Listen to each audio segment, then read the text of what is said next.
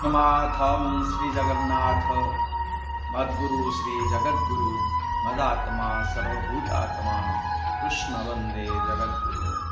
नम कृष्णाय नमः सखिदानंद रूपाय गोपीशनाथाय भगवताय ते नमः। हे नंदनंदन कृष्ण अभयारविंदम। आप सब इसी समय पर जो विराजमान है, क्वेश्चन कोई पूछा था कि दुनिया में भक्ति का महात्मा होता है, भक्ति क्या होता है? ये भक्ति एक सागर है। अगर भक्ति का सागर हम कभी कोई खुद की अंजुली में, खुद के हाथ की मुट्ठी में भर नहीं सकता। भक्ति रूपी सागर का नीर को सिर्फ हृदय रूपक पात्र के अंदर में ही हम भर सकते हैं। सच्चा भक्ति को माने तो संसारी के लिए उसका सेवा, उसका त्याग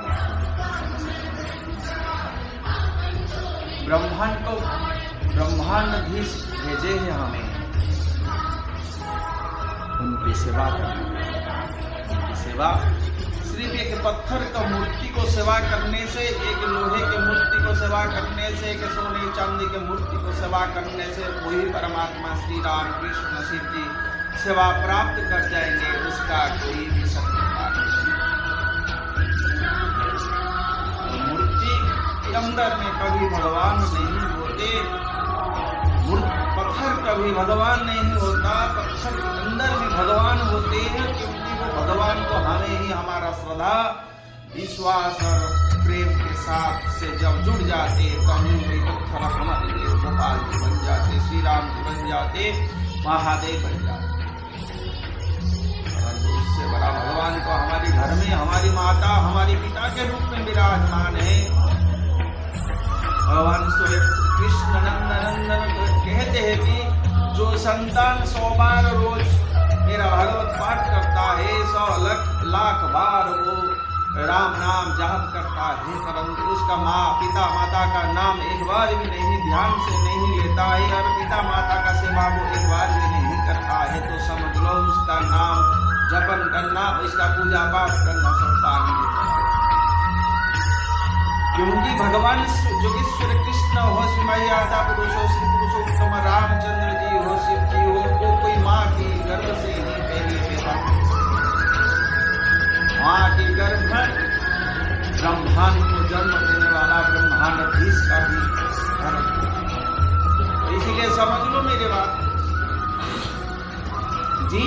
जिस माँ के चरण में बैठकर श्री नंद लाला ब्रह्मांड को मुंह में ले लिया और वही ब्रह्मांडधीश को जसोदा मैया ने डंडा मार मार के कान को पकड़ कर बोला, कान्हा बोल बोल क्या खाई हो क्या कही हो, तो गोपाल जी ने मुंह दिखा दिया तो ब्रह्मांड उसके मुंह में दिखा गया।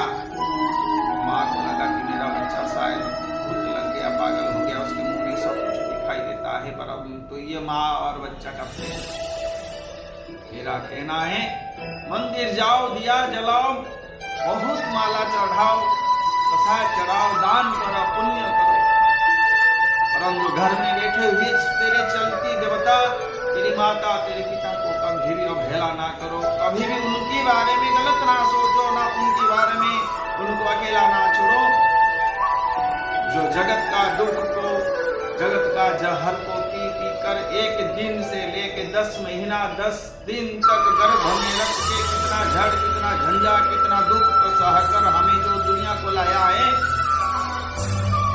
उसको जब दुख आता है, उसको जब कष्ट होता है, उसको जब कोई बीमारी हो जाता है, हमें उसको छोड़ के चला जाते, दूसरे के हाथ में हमें उसको छोड़ के चला जाते, दूसरे के घर में हमें उसको छोड़ के चला जाते। उदार समय में अधिक तेरी पैसा, करोड़ों रुपया, तू बहुत बड़े ऑफिसर हो सकती हो, तू बहुत बड़े इंजीनियर हो सकती हो, डॉक्टर हो सकती हो, परंतु जब तक तुझे तेरी पिता माता ने तेरे संस्कार नहीं दिए, वो संस्कार जब तक तेरे हृदय में माला के रूप में सदा प्रवाहित नहीं होगा, तब तक समझ लेना तुम एक बड़ा ज्ञानी हो सकते हो, परंतु अच्छा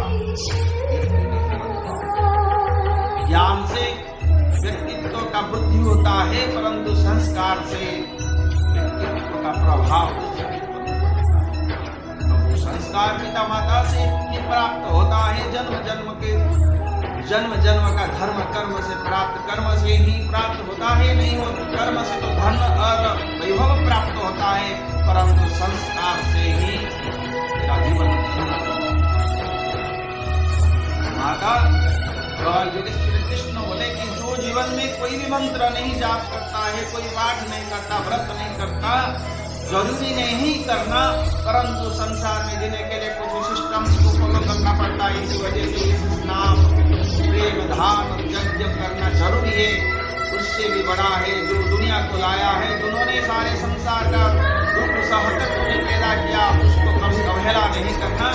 और जो पिता संतान का सारे दुख, संसार का सारे संतान का सारे दुख, संतान का सारे कष्ट को पी कर उपवास रहकर संतान को रोटी खिलाता है, खुद कपड़ा ना पहनकर संसार को संतान को पूरा कपड़ा पहनाता है, जो पैदल चलकर संतान को जूता मोजा पहनाता है, उसको पिता कहा जाता है। और जो पिता माता ने संतान को पहले मिट्टी में चलाना सिखाते हैं, माँ बाप बोलना सिखाता है, जो संतान के कारण से पिता माता खुद के किडनी को बेच देते, परंतु वो समय पे जिस समय पे संतान का जरूरी है पिता माता को, और पिता माता को संतान ने वृद्धाश्रम लेकर छोड़ देता है, अकेला करके चला जाता है, वो उनको अनाथ करके चला जाता है। परंतु ये संतान मूर्ख है, वो नहीं समझ पाता। जिसके पास पिता माता है उसके पास भगवान योगेश्वर कृष्ण श्री जी है, तो जिसके पास पिता माता नहीं है वो तो सिर्फ एक शरीर रूप में ही एक सड़ा हुआ जीवन पड़ा हुआ है। वो जीवन में न व्यक्तित्व है, न शक्तित्व है, न भाव है, न कृति है, न जस है, न कुछ है, सिर्फ अहंकार है, सिर्फ माया है, सिर्फ मोह है, सिर्फ गर्व है, सिर्फ छलनामय है। भगवान योगेश्वर कृष्ण एक दिन सुदामा को पूछा किसने कि मैं योगेश्वर कृष्ण से मिलना चाहता हूँ, तो सुदामा जी ने पूछे क्यों मिलना चाहती हूँ ना, मैंने बहुत कुछ मांगना चाहता हूँ।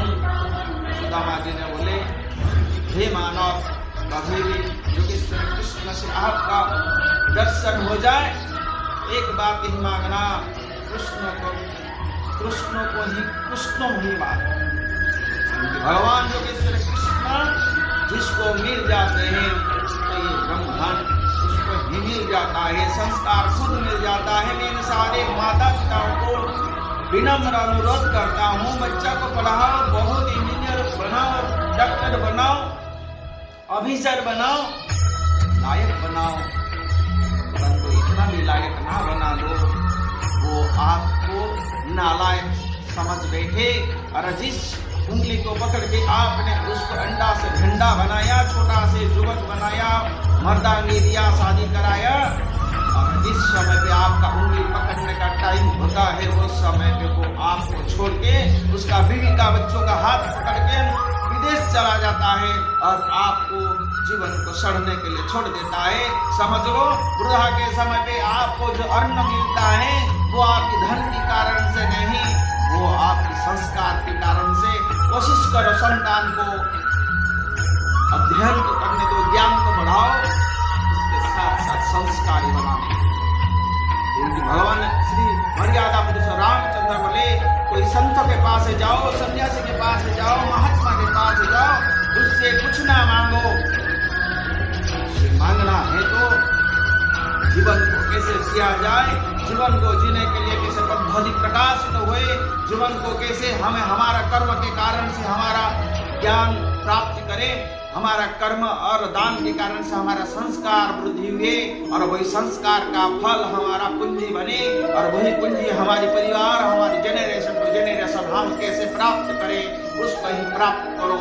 ना मुझे वो करा दो, वो करा दो, वो करा दो, वो माया की वो चक्कर में ना पड़ो, क्योंकि इसी के कारण से आप पिता माता को छोड़ के चला जाते हो और पिता माता रो रो के उनका जीवन चला जाता है।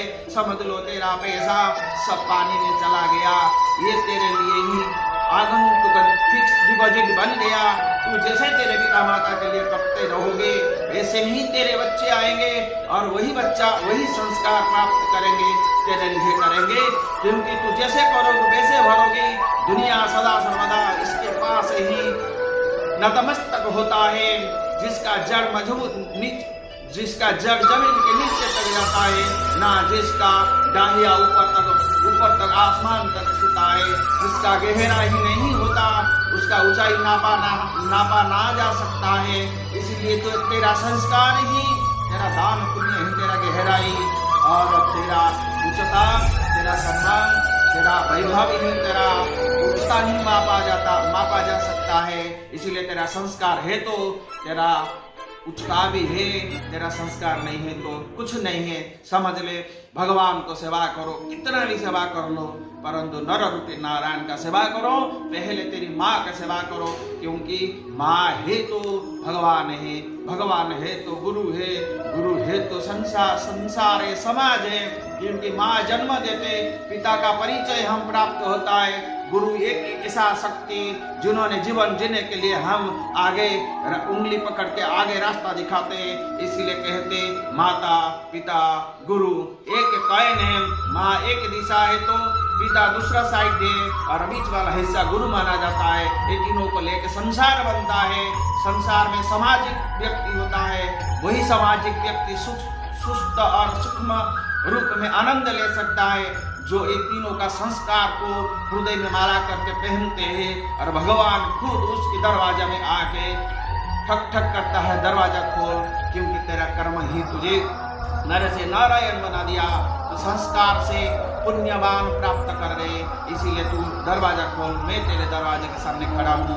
हे मेरे जगत कल्याणवासी, मैं प्रार्थना करता हूँ आप सब इस वार्ता को जरूर ग्रहण करेंगे, और मंदिर जाओ, मस्जिद जाओ, गुरुद्वारा जाओ, जितना दान पुण्य करो, परंतु खुद पिता माता को सुबह शाम दंडवत करो, पिता माता को भगवान के रूप में ग्रहण करो, और खुद लक्ष्मी नारायण शिव पार्वती सिया राम जी आपके दरवाजे में पहुंच जाएंगे। ये मेरा गुरुवाणी है। जय श्री राधे, जय श्री राधे, जय श्री राधे।